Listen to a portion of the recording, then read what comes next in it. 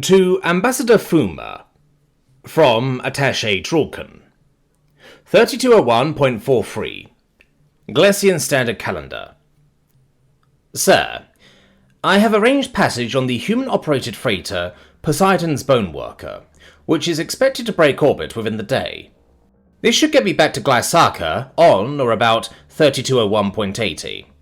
I expect amenities to be sparse, but it is the most direct option. My meeting went very well, and I look forward to presenting the documents to you in person. 3201.44 Sir, I write you from my cabin aboard the freighter Poseidon's Boneworker. Amenities are, while not any sparser than I imagined, definitely a little odd. My cabin contains a bed that adjusts into a couch or chair, and includes a swing-arm desk. There is also a large cabinet containing several drawers and an enclosed space for larger items. Crewman Richards, the steward assigned to get me settled in, had to show me how to access the cabinet, as every drawer and door has a substantial latch that has to be manipulated to open it. He cautioned me that nothing should ever be left out where it could be tossed around. Even the bed has a restraining belt system built into it. It's as if they are expecting heavy turbulence at the moment. Turbulence? In space? Also, wood. I have never seen so much wood on a spaceship. Not only is my cabin completely done up like a rustic mountain chalet, but the corridors are lined with thick-feeling wood planks on the floor, walls, and much of the ceiling. The corridor that leads from my cabin to the shared sanitation facilities, and the gallery, features a wall in which the ubiquitous wood planking is interrupted every couple of meters by a round window about half a meter in diameter. Each window consists of a thick pane of glass encased in a sturdy brass frame. Through these windows, I can see the space station at which we are docked, and the Earth and stars beyond. I assume that there is a video screen beyond the glass, as this corridor is in the interior of the ship. At the moment, the entire ship is in zero gravity, as they finish loading and securing the huge cargo pallets. Still, Crewman Richards assures me that once the captain is satisfied that everything is secure, normal Earth gravity will be restored. Apparently, it takes a while because the loadmaster has to open and inspect each container to make sure the contents inside are adequately secured. 3201.50 Sir, we have been underway for 5 days now, and I have finally stopped puking enough to write. There is something seriously wrong with the artificial gravity on this ship. I can feel a warble in my room, a gentle rocking like a baby's cradle. But outside my room it is another story. I take my life in my hands as I journey from my cabin to the toilet. The deck heaves and rolls beneath my feet, while the portholes along the corridor show not stars, but an expanse of one of Earth's oceans under a blue sky. 3201.51 Today, after I again got slammed against the corridor wall, Crewman Richards let me in on a little trick. "Never turn your back on the sea, Drulkan," he said. The motion of the corridor is not random.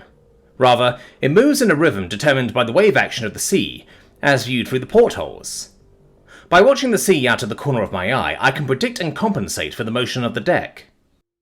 With practice, I was able to walk from my room to the galley without touching the wall, or falling on my face even once. Crewman Richards says I am getting my sea legs. I asked, why even have the portholes and the artificial gravity shenanigans? They must add considerably to the operational cost of the ship. Crewman Richards explained that staring at the void too much can make you loco, and that the sights, sounds, and feel of being back home on one of Earth's oceans can help you stay grounded. In my opinion, if the goal is to not go loco, the crew of the Poseidon's Boneworker missed that boat long ago. 3201.57 Sir, the chef wanted a bunch of bricks and bags of stuff moved from one of the storage areas to the galley, so the first mate ordered the crew to form a bucket brigade between the 2 points. I was curious, so I joined in. We each stood about an arm's length apart, facing the wall with the portholes in it, and passed the items one at a time from right to left up the line. The boatswain walked up and down the line, making sure everything was moving smoothly. As he did, he sang a kind of folk song that I later learned was a shanty. Soon, everyone was singing with him, and I noticed something peculiar. The boatswain sang in rhythm with the rise and fall of the deck, and we passed the cargo in time to the song. The result was that each item passed from one person to the next when the deck was at the top of the wave, where the deck was momentarily stationary. Everything moved together and nothing got dropped. It was so much fun that I didn't realise that I had personally handed right to left about a ton of material until later, when my arms and shoulders objected quite painfully. 3201.58 It's churrasco night. Churrasco is apparently when you push chunks of meat onto a long, sharp-edged implement called a cutlass and cook it over an open bed of hot coals. Now I know why we were passing bricks down the corridor yesterday. The chef provided a variety of different kinds of meat and built a substantial brick enclosure for hot coals right in the middle of the galley's sitting area. But every crew member provided their own cutlass. They had them in sheaths that they wore at their waists for the occasion. Sir, if you think that cooking over an open fire on the spaceship while the deck rolls around like an amusement park ride is a bad idea, I must direct your attention back to my previous message about the crew and loco. Oh, and alcohol was involved. Both beer and grog. Grog is a foul drink consisting of a distilled spirit called rum, mixed with water, lime juice and sugar. By tradition, the water has been stored improperly for quite some time, as humans think a little algae adds something to the mix, if crewman Richards is to be believed. Speaking of which, crewman Richards assigned me my own cutlass out of the armory. A strange place to store dining equipment, but whatever. Crewman Richards says it is a general-purpose tool that every sailor should have, and advised me to keep it handy. 3201.65 Sir, I don't think I've ever laughed so hard. Crewman Richards and I were conversing in the corridor, Richards with his back to the portholes and I facing him. Through the porthole, the sky was getting ominous, and I saw a larger-than-usual wave approaching.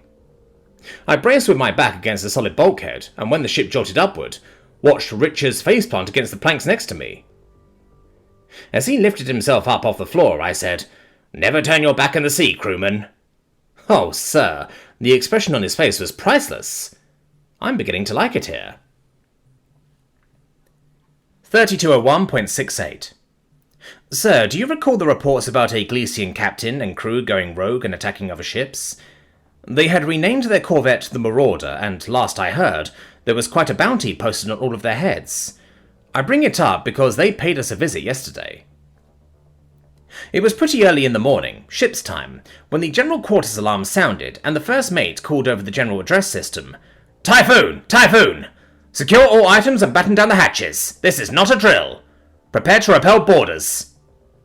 Boarders? Looking around my cabin, the only thing I had that I could even vaguely use as a weapon was my churrasco cutlass. I secured it to my waist the way crewman Richards had taught me. He had also given me a cleaning cloth for it and taught me how to tie the fabric around my head so that I would have it with me, but out of the way until I needed it. I tied that on too. Then I opened my cabin door and peeked into the corridor. I'm glad I peeked instead of just charging out.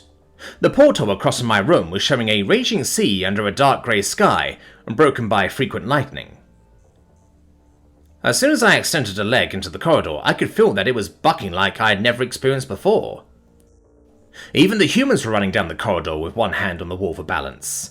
It did not escape my attention that every crew member also had their cutlass at their waist and their cleaning rag around their head, just like me.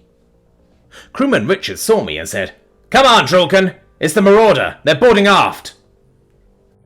Crew members were already taking positions all around the perimeter of the muster room, just inside the aft crew airlock, when we arrived. Crewman Richards guided me to a covered position not far from where the captain was talking to one of the engineers. I overheard the engineer report that after the Marauder had secured itself to our hull, Poseidon's boneworker's own grapples had secured the Marauder. It was not going to be able to separate again. Just then, the inner door of the airlock slid open, and a mob of nearly 20 Gleasian Marines rushed in with their guns at the ready. I suppose that they envisioned forming a defensive arc or something, but that's hard to do when you are not expecting the floor to be bucking and rolling like a stuck Cathachi. Every one of them fell, some violently, some puking almost before impact. A couple of them fired their weapons. But instead of ricocheting like they would off metal bulkheads, they were harmlessly absorbed by the thick planks. "Looks like somebody forgot their sea legs," said Richards, as the crewman nearest the airlock rushed forward and used little plastic straps Richards called zip ties to secure the borders and haul them back towards cover. Several more Marauders came through and repeated the performance over the next several seconds. Yes, less than a minute went by, even though it felt like an hour. Then the captain gave the order, and every available crew member pulled out their cutlass and charged through the airlock. Several pairs of them were also carrying heavy-looking boxes between them. As we ran, my legs now accustomed to the movement of the floor, Richards explained to me that blades work much better than guns in extremely close and crowded corridors when the goal is to incapacitate, not kill, the opposition. The bounties are larger for felons captured alive, but the warrants don't specify that they need all their limbs. The fighting in the first room was bloody, but the crew members of the Marauder were not as accustomed to close fighting with blades as the crew of the Poseidon's Boneworker, nor were their blades as long. However, crewman Richards did take a slashing to the forearm. He simply took the cleaning rag off his head, wrapped it around the wound, and kept going. Watching the other crew members, I began to suspect that was what those rags were really for. In fact, it was pretty clear this wasn't my crewmate's first counterboarding operation. As we progressed into the corridor, one of the teams carrying a box secured it to the floor and shouted, "Starboard in 5! Then I felt the sickening feeling of the floor dropping out from under me as I realized the boxes were portable artificial gravity devices. Like all ships, except human spacecraft apparently, the Marauder's gravity generators were set to a constant value. They would not be able to compensate for whatever shenanigans the humans were pulling now. Sure enough, the humans moved as one to the starboard wall and almost casually walked up the wall to the ceiling, as the artificial gravity went for a half roll to make the ceiling the floor. Screams and the crashing of heavy things demonstrated that the field effect extended beyond the immediate corridor and well into the surrounding ship. Crewman Richards helped me to my feet on the ceiling while explaining, "On this ship, the fugitives we seek have a home turf advantage. They know the layout of their ship, we do not. But they have probably never looked at their ship from this perspective before, and that may disorient them just enough." "That and tossing them around," I replied, rubbing my sore knee. Sir, I did not see much more of the action beyond the initial counterboarding, but I can report that within a few hours, the Marauder was ours, and all the felons, save 3, were in custody. The 3 we lost had attempted to hide in a storage room where the cargo was not properly secured. 3201.70 Sir, I am told that the prize money for the capture and return of the Marauder, combined with the bounty money for her crew, comes to an impressive sum, which I am not allowed to reveal until after the payment is made. I bring this up because I have been informed that while half of the sum will go into the account for ship maintenance and upgrades, the other half will be split evenly amongst the crew. In this context, and at the recommendation of crewman Richards, the captain has informed me that I am included as crew and will get my cut. Sir, after I deliver the documents from my meetings on Earth to you, I will be resigning from the Ecclesian Department of State. Working on the human freighter Poseidon's Boneworker pays way better, and I have my sea legs. Also, there is an error in our translator. While it correctly identifies miner to mine worker, and baker to bakery worker, the second word in this ship's name is an idiom that does not mean bone worker, but rather is an allusion to, as Richards put it, screwing with pirates.